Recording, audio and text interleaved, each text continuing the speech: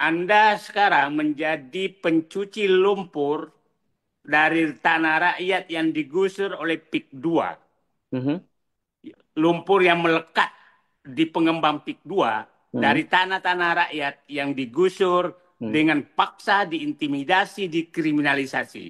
mhm. Nah, sebagai bayangan saja bahwa Pak Rektor ITB yang terhormat, tahu nggak Anda bahwa tanah rakyat di sana diganti rugi hanya 50.000, 35.000 sampai 50.000 rupiah per meter. Siapa tahu Pak Rektor ini termasuk karena satu Muharram, termasuk yang sudah ditutup hatinya oleh Allah Subhanahu Wa Taala, Oh, ya, oke. dibutakan hatinya. Ya. Kita nggak tahu.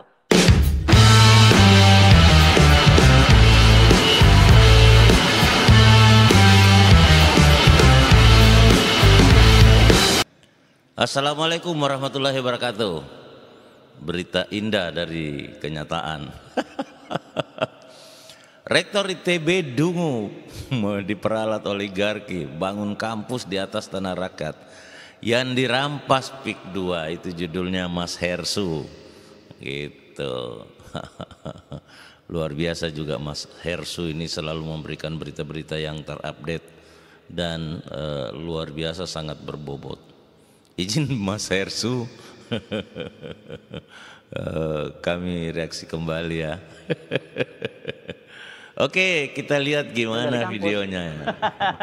Kok naif ini ya? Assalamualaikum Bang Said Didu.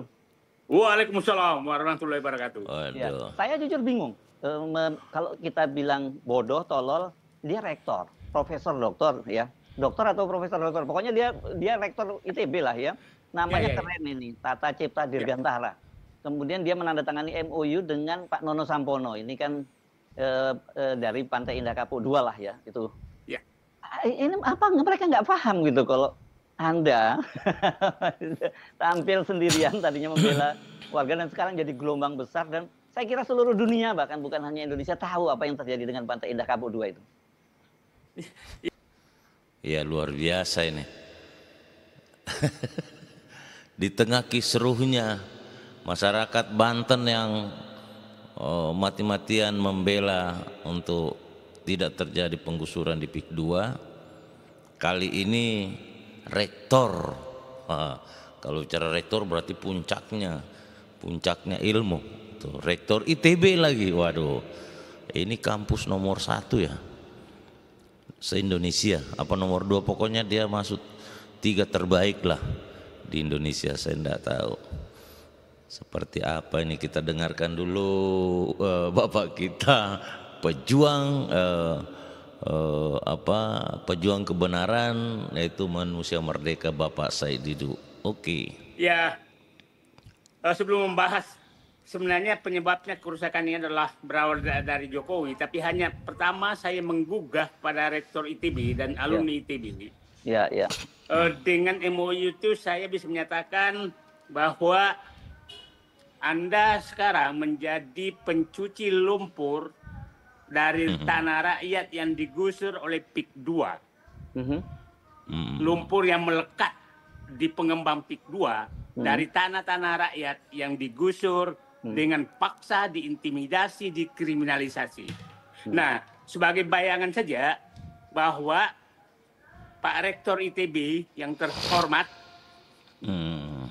tahu nggak Anda bahwa tanah rakyat di sana diganti rugi hanya 50.000, 35.000 sampai 50.000 rupiah per meter. Saya jawab dulu Bang Said Didu. Ya, Harusnya tahu. Kalau tidak tahu seorang rektor itu terlalu naif karena itu sudah jadi berita yang saya sebut tadi berita internasional. siapa tahu Pak Rektor ini termasuk karena satu Muharram, termasuk yang sudah ditutup hatinya oleh Allah Subhanahu Wa Taala, Nauzubillah. Oke. dibutakan hatinya. Ya. Kita nggak tahu. Nah, Hmm. Anda bisa bayangkan betapa zolimnya PIK 2 itu terhadap rakyat. Itu mengganti rugi 50.000 dan menjual tanah tersebut 30 sampai 50 juta rupiah per meter. Anda bisa bayangkan kalau Anda hanya dikasih satu hektar tanah, artinya Anda diberikan lumpur tanah rakyat nilainya hanya 500 juta rupiah. Wah, 1 hektar ya. 1 1 hektar. hektar ini. Jangan melihat bahwa itu kali 50 karena modalnya hanya 50.000. Nah, ini betapa ITB itu saya hormati. Kita hormati betul bahwa masuk ITB itu bukan pekerjaan gampang. Rektornya Betul. apa namanya, universitas yang kita sangat hormati. Nah, Ya. coba bisa bayangkan Bung Hersu, UGM yang kampusnya sangat tua dan sangat dihormati, babak belur karena kasus ijazah palsu. UI babak belur karena kasus disertasi palsu Bahlil. Apakah ITB jadi babak belur karena menjadi pencuci lumpur penderitaan rakyat oleh PIK 2? Nah, jadi ini benar-benar sangat menyedihkan apa yang terjadi. Nah, sekarang coba kita bilang lah, kita masih ingat dulu sebenarnya awal daripada kerusakan kampus ini adalah yang dilakukan oleh Presiden Joko Widodo yang mengubah aturan bahwa rektor seluruh Indonesia itu diangkat oleh Presiden. Itu Joko Widodo Iya, melakukan. iya. Coba masih ingat kasus Pak Rektor UI Ari Kunchoro, Ya. ya, yang menjadi wakil komisaris utama BNI dan terbukti melanggar statuta UI. Apa yang dilakukan saat itu adalah merubah statuta UI, Ya, iya. bukan menghukum Ari Kunchoro. Betapa rusaknya kampus UI saat itu. Ya, saya kira apa yang harus dimaknai di sini sangat luar biasa. Begitu rusaknya tatanan yang ada di Indonesia. Orang melanggar aturannya yang dirubah, gitu. Jadi saya kira apa yang disampaikan ini Bapak Manusia Merdeka ini sangat-sangat membuat kita berpikir bahwa betapa rusaknya sistem di negara kita ini. Nah, seorang rektor, saya kira kalau sudah bicara rektor itu kan sudah top ilmu yang paling tinggi gitu loh, dan membawahi seluruh bidang ilmu yang ada. Nah, terjadinya kasus di PIK 2 yang sudah membumi, tetapi tahu juga berjalan ada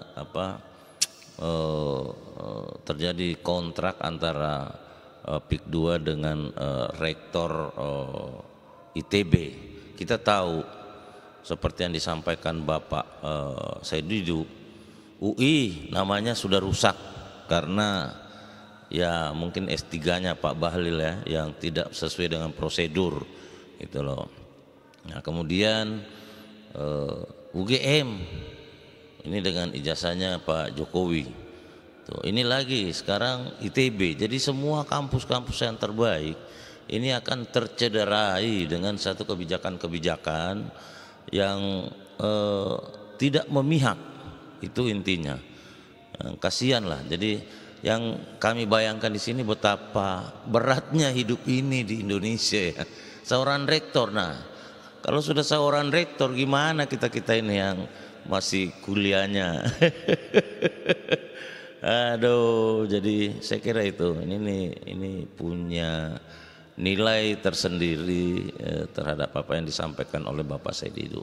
Dan kita doakan Pak Said Didu berjuang terus, dan tentunya kalau memang apa langkah beliau itu benar, saya kira masyarakat seluruh Indonesia masih banyak yang mendukung gitu.